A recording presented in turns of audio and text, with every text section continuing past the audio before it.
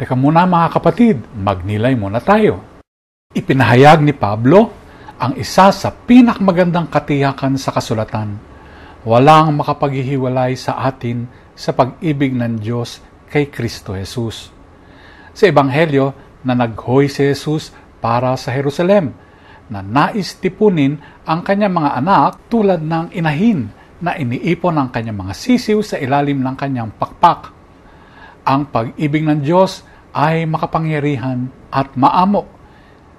May isang kakaibang trivia.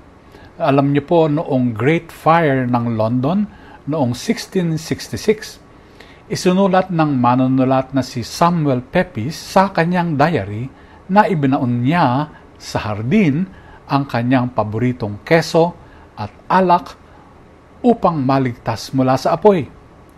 Ang kanyang iniingatan ay mga ari-arian. Ngunit ang paalala ni Pablo, hindi mga bagay ang nananatili, kung hindi ang pag-ibig. Maaaring masunog o mabaon ang mga yaman, ngunit ang pag-ibig ng Diyos ay hindi natitinag.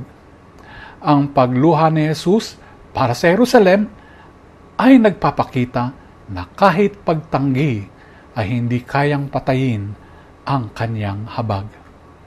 Pagnilayan po natin ito. Amen.